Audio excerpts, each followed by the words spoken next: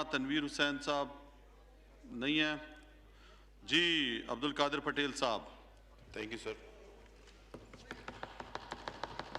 बिस्मिल्लाहिर्रहमानिर्रहीम। सर, मैंने जो कट मोशन पढ़ी उसमें ये लिखा था कि फॉरेन पॉलिसी पर डिस्कस किया जाए, और हैरत की बात यह है कि उसको भी अपोज किया गया कि नहीं, डिस्कस भी हम करने को तैयार नहीं। सर, फॉरेन पॉलिसी की नाकामी का एतराफ उस रोज हो गया जब वजीर आजम साहब ने वीडियो लिंक के जरिए अपने सारे सफीरों को लान तान की और जिन अलकाबात से नवाजा और जो खबरें बाहर आई, तो मेरे ख्याल में उसके बाद ये बहस ही बेकार है कि हमारी फॉरेन पॉलिसी किसी अच्छे या अच्छे तरफ गामजन है। वो तो खुद वजीर आजम साहब ने उनको कह दिया कि भाई बिल्कुल बेकार। सर, बड़े मोड़ आए। वजीर आजम साहब ने सिफारती दौरा किया अक़वाम मुत्तहिदा का,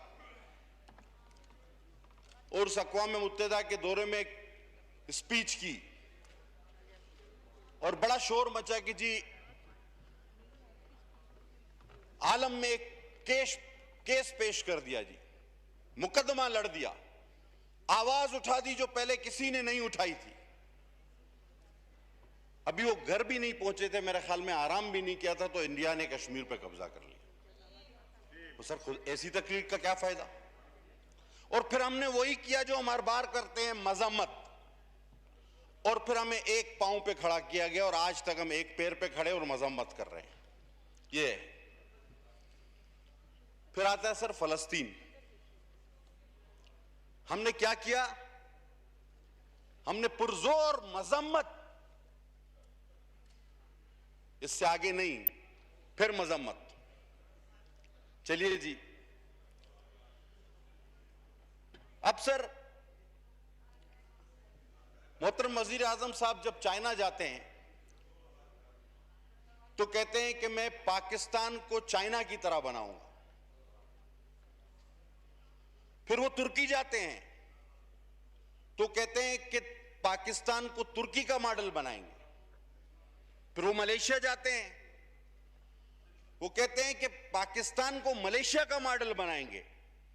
और जब ईरान पहुंचते हैं तो कहते हैं कि पाकिस्तान को ईरान की तरह बनाएंगे। खुदा के वास्ते उनको कहीं रवांडा या अफ्रीका मत भेज दीजिएगा, वहां पे अगर उन्होंने ये कह दिया तो क्या होगा। मैं सर उस रोज इंतहाई शर्मिंदा हुआ बहैसियत पाकिस्तानी के। देखें, सऊदी अरब, खलीज के मुमालिक इंडिविजुअली हमारे पाकिस्तान में रहने वाली गरीब गुरबा की मदद करते हैं, उनका सिफारती अमला करता है और करता रहता है, वो इंडिविजुअल होता है। लेकिन सर, हमारी कौमी इज्जत नफ्स उस दिन दांव पर लगी जब हम बोर्ड लगाकर वफाकी काबीना के अराकीन फितरा मांग रहे थे। ज़कात और फितरा पीछे लिखा था और हम कतार में खड़े थे, और 260 करोड़ रुपए के हम वहां से चावल लाए सिफारती ताल्लुकात की बुनियाद पे। सर, इतने पैसे के चावल स्टॉक एक्सचेंज और कोई इदारा भी आपको कराची का दे देता, हमारी कौमी इज्जत नफ्स को इस तरह मजरूह न किया जाता। और हमारे वो मेंबरान जो IMF के मुंह पे डॉलर मार रहे थे, वो फितरा ले रहे थे। ये सर पाकिस्तान की इज्जत नफ्स मजरूह करने के बराबर। हम तो कहते थे कि हम कर्जा नहीं लेंगे, हम तो कहते थे कि हम खुदकुशी कर लेंगे, नहीं करते खुदकुशी, एक हवाई फायर ही कर दे सर, बहुत हो जाएगा। अब सर आगे चले। मैं सर ज्यादा बात नहीं करूंगा। FATF ने हमारी तमाम कोशिशों के बावजूद मेरे मुल्क को हमने उसमें पूरा साथ दिया कानून साजी में। अगर यकीन नहीं आता तो दाखिला के सेनेट स्टैंडिंग कमेटी के चेयरमैन मौजूद हैं, इनसे पूछिए कि कुछ ड्राफ्टिंग गलत होकर आई, हमने सही करके दी, क्योंकि मेरे मुल्क का मसला था। हमने 27 में से 26 शराइत उनकी पूरी की, लेकिन उन्होंने कान नहीं धरा।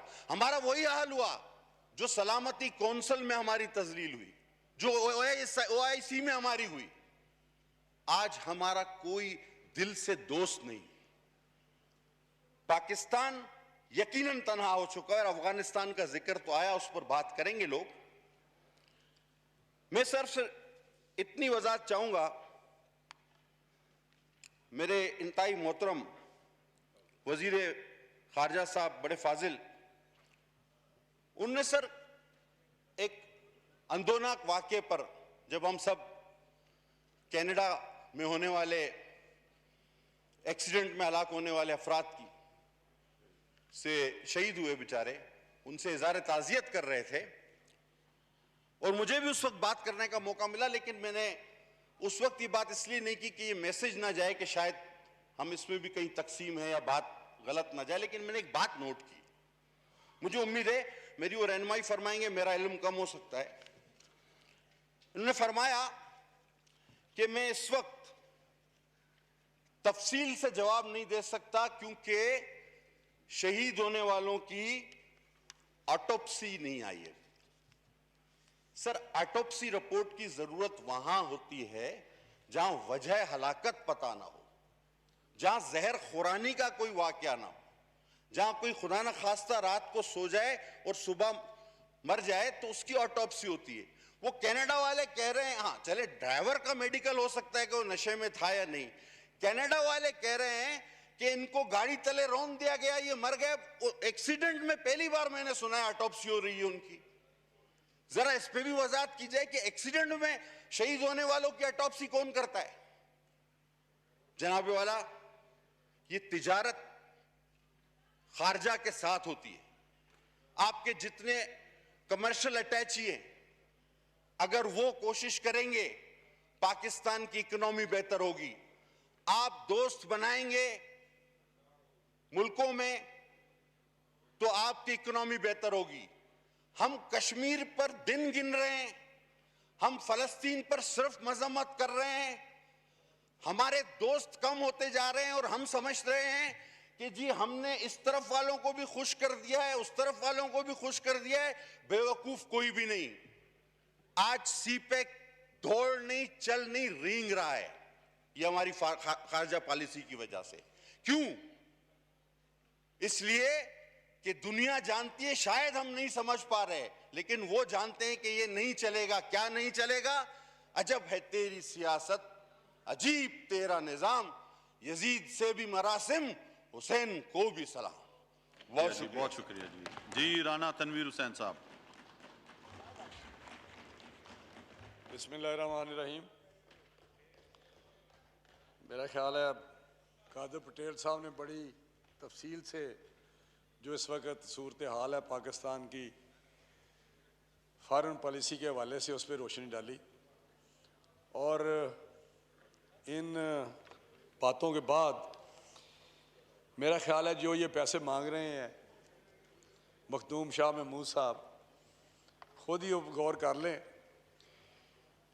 जब से पहले भी ये फॉरेन मिनिस्टर रहे हैं, अब इनको डिफरेंस बिल्कुल मालूम होगा कि पहले ये किस तरह के फॉरेन मिनिस्टर थे, पहले क्या पोजीशन थी उस वक्त पाकिस्तान की जब ये पहले ही दफ़ा फॉरेन मिनिस्टर थे, और आजकल किस तरह पाकिस्तान खड़ा है ग्लोबली।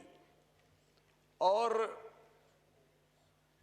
इस वक्त जो महसूस ही नहीं किया जा रहा, लेकिन हकीकत है कि पाकिस्तान दुनिया में तन्हा खड़ा है। बड़ी दुख के साथ हमें कहना पड़ता है, बड़ा दर्द है कि वो पाकिस्तान जो इतना इम्पोर्टेंट है, वो पाकिस्तान जो एक न्यूक्लियर ताकत है, वो पाकिस्तान जो मुस्लिम उम्मा में सबसे बड़ा ताकत रखने वाला, फौजी ताकत रखने वाला मुल्क है, जिसको पहले किसी और नज़र से देखा जाता था। सारी इस्लामी दुनिया पाकिस्तान की तरफ देखती थी।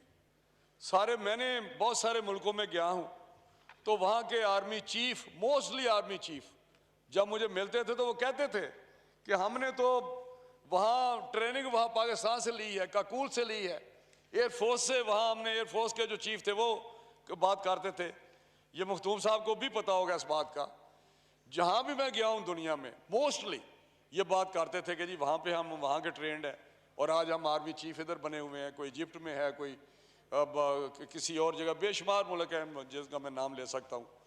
तो मैं समझता हूं कि आज हमारी सूरत हाल क्या है।